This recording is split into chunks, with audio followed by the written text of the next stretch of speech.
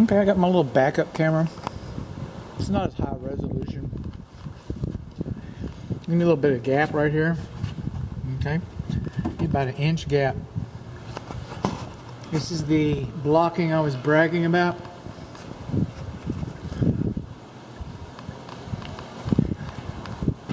Hardy says we're supposed to have blocking behind that. It's supposed to be a little square block behind it. It's supposed to be blocked. You are supposed to be blocked, sir. I blocked you. Moving on. This is where the gas enters the house. The home faces west. This is the south side of the small garage. There's our information in case you want to chase your bill down. That's fine.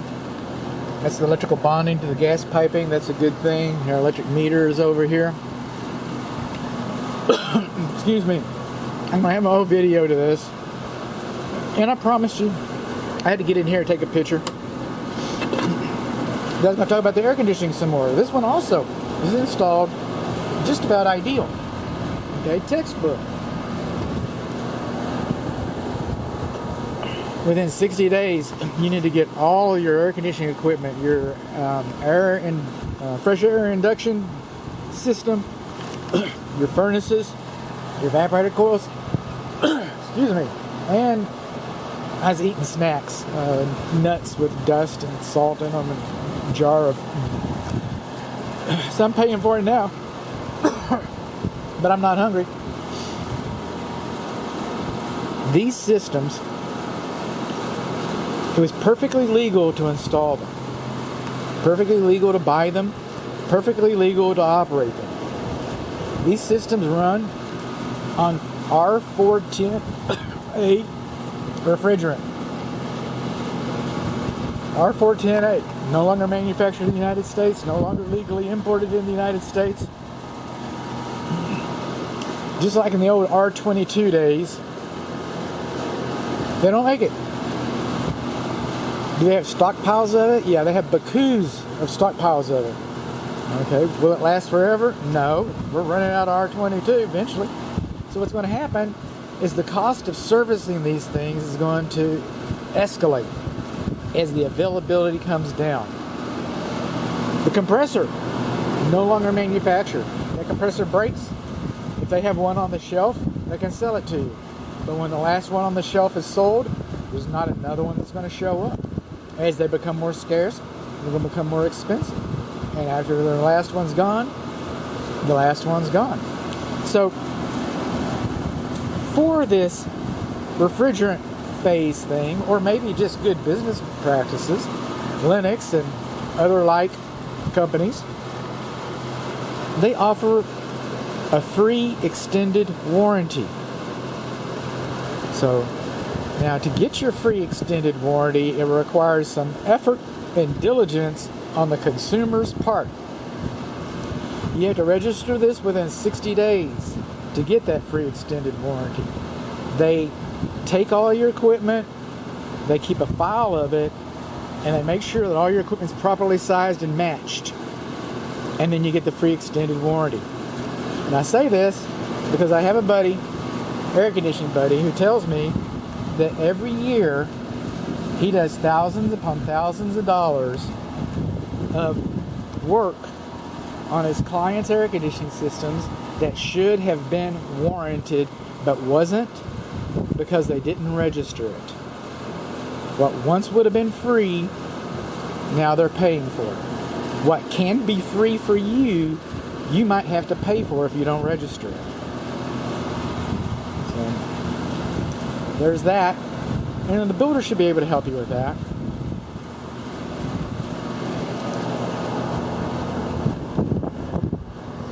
One gate on this side. There's our retaining wall. I'll do a separate video for that. Retaining walls. Okay, here's the thing about retaining walls. If it's farther from the structure than twice its height. This one over here. If it's farther from the structure than twice its height. How about this one over here? If it's farther from the structure than twice its height, then that wall has no immediate effect on the structure. I'm paid to inspect the structure. It has no immediate effect on your foundation or your walls or anything. This wall could fall down and your home would be, safe enough. It'd be safe. All right, it shouldn't affect it. You're going to want to fix it. I get that. But it does not affect, should not affect the structure, at least in short term. At least in short term. Coming on along, I promised you this one was open. I promised you we were going to look at this. We got a little bit of insulation on our piping in here. This is a tankless water heater. Thermostat's in the laundry. Okay, this is your on-off valve. This gas valve has not been dialed in. Now the gas that comes into a home is relatively low pressure. The manufacturer, Ream, knows, about what pressure is delivered in residential areas. And they preset it, to fit everybody's gas. His gas, his gas, his gas. Gas over in my house. Gas. Okay. Now, depending on the manufacturer's instructions, I'm going to bake some instructions into your inspection report. And if it applies to this unit, good. If it doesn't, well, okay. But most of these, okay, the manufacturer recommends that you dial it in, that you adjust it, because you paid a lot of money for this. And you're going to mortgage it, so you're paying a lot of money for this. And taking care of your system is important. We'll get to that in just a moment. Okay? So, again, read the instructions, see what the manufacturer thinks about this. Now, over here, you see this little black dial right here? That's your screen. This is on you, dear client. Okay? You can isolate this, drain it, clean the filter every year. You can pay a plumber to do it, or you can go to YouTube. I've got some YouTube links where you can go to YouTube and look at it. And you can clean the filter. And I can't promise you this, but this is a Lamborghini. Alright? This is a high-end Porsche or whatever. This is not a Ford Taurus or a Geo Metro or something like that. So the difference between cleaning this screen can make as much as 7 years difference on the age of the system. I'm not going to say this should last about 14 years, but if you don't clean that screen, it might only last about 7. And I've seen a lot of them replaced prematurely. Nobody cleans the screen. Nobody cleans the screen. So what happens? Well, it gets replaced. So you've only been paying 7 years on your mortgage. Now you're already replacing the water heater. You could have gotten 14 years out of it. These water heaters are not cheap. These water heaters are sports cars. So if you want to get the performance that you're getting, that you deserve, cleaning those out, that would go a long way towards having a fun time.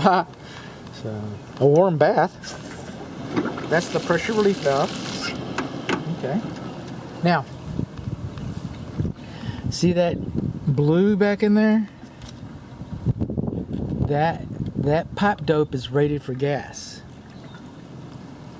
sealant, so we don't have leaks. See this white dope in here? Okay, that's rated for water. It's not rated for gas. Is it going to leak? Probably not. Is it the right stuff? No, it's not the right stuff. It should be yellow or blue. It should be rated to handle gas. It should not be rated to handle water. They use the wrong type of pipe dope in there. Okay. Wow, bud. I know. It's what I do, man. It's what I do. Did I show you the high salt? Yeah, I did. Okay, in the other video. The other video takes. I'm waiting for my camera to cool down.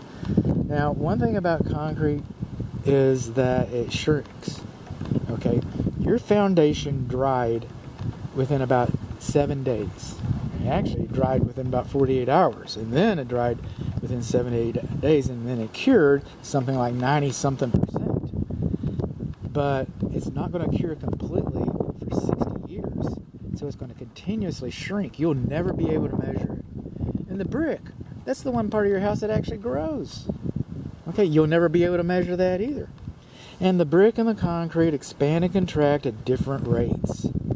And the pressure always comes out of the corners. And those are called shrinkage cracks. Some people call them corner pops. Call it what you will. That is not a foundation problem. If that falls out, is holding up your brick. Okay, if you want to keep your brick all together, maybe you want to patch it up. Okay, if this is a wood destroying insect report, I'll be writing up that wood mulch that we talked about in the first video. But I also write it's conducive conditions, conducive by design, but the parge coat is separate from the concrete. So there are voids between the parge coat and the concrete.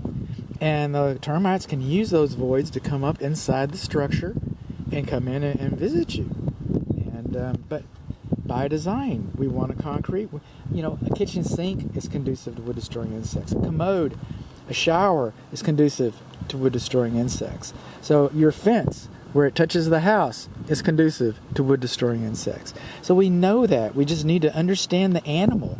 We need to know what we're dealing with. We need to have our eyes wide open.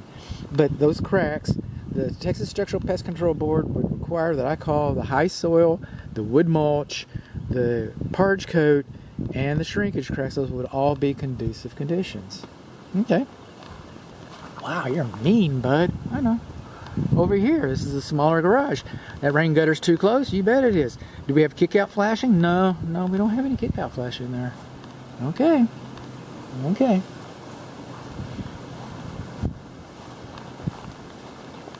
This is our lawn sprinkler system. These are zones, valves for our zones.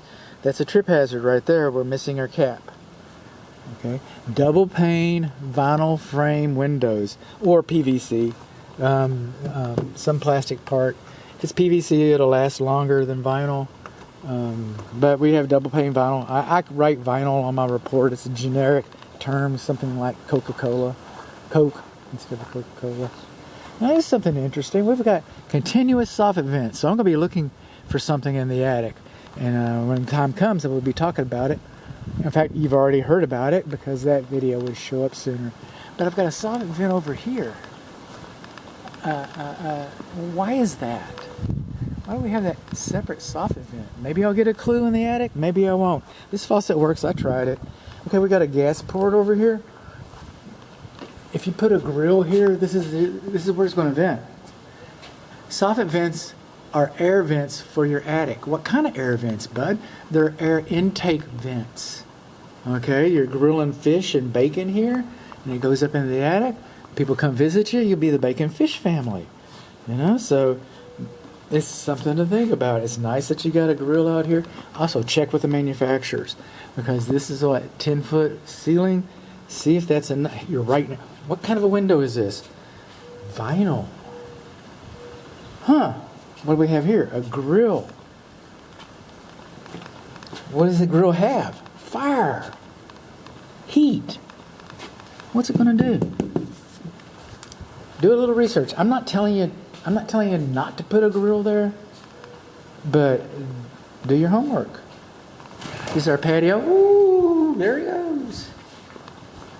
Okay. Coming along here, we do not have a hearth extension for this fireplace. By the way, it does work. I'm going to turn the gas off. You have to turn it on manually, so the builder should walk you through this. He should demonstrate this to you, and then you should have the instructions so that you know how to do this. I'm turning it all the way off. But this is just like an old antique water heater. This is just like a cook stove. If you've ever been camping with a Coleman cook stove or something like that, the instructions are pretty simple. Once you turn it to ignition, then you got to push the button in, and then when you push the button in, then you can go over here and push the igniter. And then once you see that you've got a fire up here because of the igniter, then you wait for a minute because it's got a sensor in there, so it doesn't do gas when it shouldn't be doing. And let it for a minute. The pilot light won't run when it should be off. They'll explain it in the book. The builder will explain it much better than I will. And then we come in on down here, and then we go ahead and turn up the fire. And then turn the fire back off, then you go back up and just reverse the whole process. It's pretty simple. After you've done it once, you're pretty much a pro. This fireplace does not have a chimney. We're on the patio. It vents out. We do not have a hearth extension, but this is all concrete. But whether you have a hearth extension or not, whether this is concrete or not, okay, it's hot. And we shouldn't be within 35 inches of the fireplace when it's on. Okay, I get it. It's cold. You want to be out here. Everybody up here getting warm. Oh, we're at a football game. All right, no, that's fire is hot. Fire is hot. Okay. We're moving on along because we're movers. We're going to move and a drive. Coming on along and on along. Soil's a little high right there. Okay, moving on along. Windows and stuff. Rain gutter's too close. Moving on along. Another shrinkage crack right there. There's our retaining walls. We're going to have a whole, like I said, I'm going to gift you with I say gift because this is beyond the scope of my inspection. Okay, but we're going to have some fun with it. We're going to walk it. What else am I going to go home? All right. Lots to do there, including write your report. Okay, on the other video, when I started off going through the other gate, I was talking about the difference between this fence and that fence, and that it had wooden posts, and the wooden post wouldn't stand up as long as the metal posts. Well, I come over here, and lo and behold, we got some more wooden posts. And something's been chewing on right there. Something. Yeah. So I had a little rabbit. He said, wait a minute. You short-changed me on my route. Something like that happened.